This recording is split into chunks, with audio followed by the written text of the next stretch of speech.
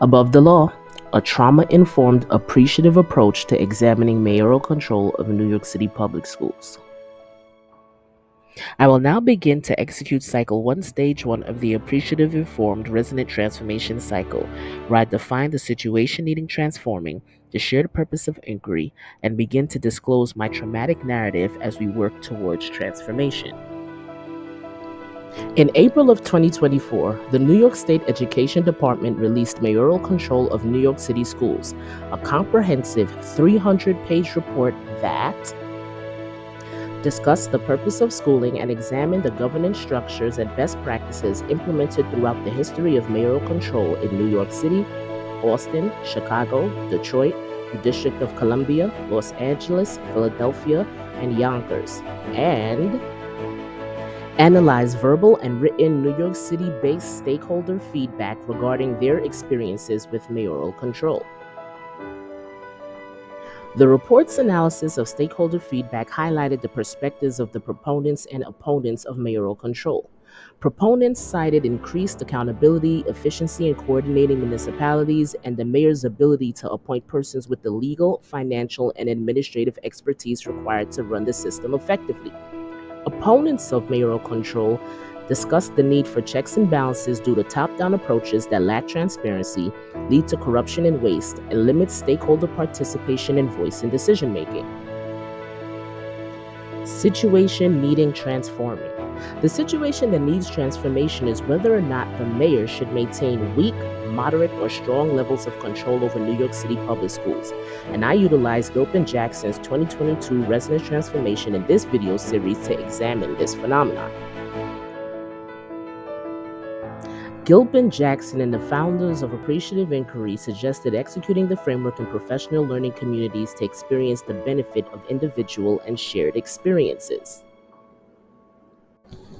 I used public data and peer-reviewed research to build upon shared experiences while utilizing the Resonant AI framework to give my testimony of experiences under mayoral control. My hope is for city stakeholders to utilize Gilpin-Jackson's 2022 work as an example of an inquiry-based process one could utilize to shift their consciousness and understand that some hardships teach. Definition: shared purpose. According to NYSED, effective education systems remain measured by their ability to execute 4 E's: efficacy, equity, engagement, and education outcomes. I believe education outcomes are the shared purpose of internal and external education stakeholders, and I visualize the 4 E's using the following figure. As NYSED continues to examine the transformation of mayoral control, the traumatic narrative needing disclosure and acknowledgement is the culture of corruption, retaliation, and low expectations that goes unchecked under mayoral control, and the impact of this decision-making on stakeholders. After reading the entire NYSED report, I decided to align my trauma with the 4 governance goals of efficacy, equity, engagement, and education outcomes. Disclaimer: before watching the remainder of this and subsequent videos, please go to youtube.com and type in the Blame Game series by Cassandra Lewis. Watch all 6 videos chronologically to strengthen your understanding of the following information. The 4 E's of my trauma. Efficacy. Let's begin with efficacy. Webster's dictionary defines efficacy as the power to produce a desired result. In the NYSED report, proponents of mayoral control believe in its power to influence areas such as reducing corruption and bureaucracy, fiscal management, and labor relations. However, if you already watched the Occupational Ambiguity Blame Game video series, you have seen tangible evidence of the falsehood of this claim. You saw evidence of a school principal, a human resource director, and a director of supervisory support, who also serves as a human resource official, purposefully breaking every labor and payroll law guiding the system. We will refer to these people as the supervisory regime. When confronted, 3 union grievance directors from the Council of School Supervisors and Administrators and the Director of Compliance and Contracts or Vendor Services assisted the first group in covering up their wrongdoing. These folks are also being referred to as the supervisory regime. Wang 2023 mentioned hierarchical structures as an example of causes of corruption, and this interagency corruption and cover-up where no one was held accountable is the perfect example of Wang's 2023 finding. To provide a variant perspective not highlighted by the Occupational Ambiguity video series, the following Chancellor's regulations, the laws that govern the New York City public school system, were violated during my strategically botched hiring process.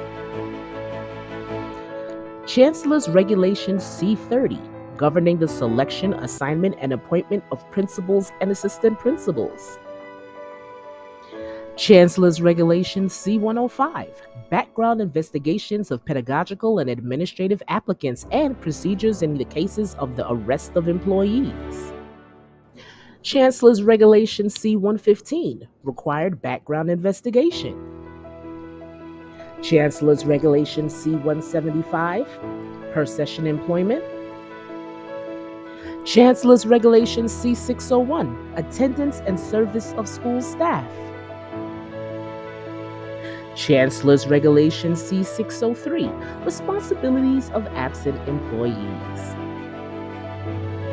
Chancellor's Regulation C-604, timekeeping.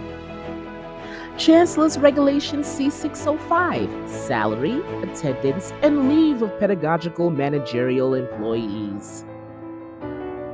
Chancellor's Regulation A-412, security in the schools. And Chancellor's Regulations A-820, confidentiality and release of student records retention. These 10 Chancellor's regulations that I could identify align themselves with city, state, and federal laws. The supervisory regime willfully violated all of these labor laws, and no city official I contacted during this period would address my claims. Chancellor's regulations exist to set the foundational roadmap for New York City public schools to produce desired results. When multiple New York City public school executives pick and choose when to adhere to governance laws, and not one person in the city exists to hold them accountable, you not only give these executives absolute power and free rein to act as if they are above the law, but you establish a very weak foundation that will limit the potential of all students. Suppose we cannot trust department heads in the largest school district in the country to follow the rules they were hired to interpret and enforce for all stakeholders, giving them free rein to break policies with impunity. How can we claim efficacy under mayoral control? Up next, we will continue with Cycle 1, Stage 1 of the Appreciative Informed Resonant Transformation by disclosing my traumatic narrative as it relates to governance goal, equity. See you there.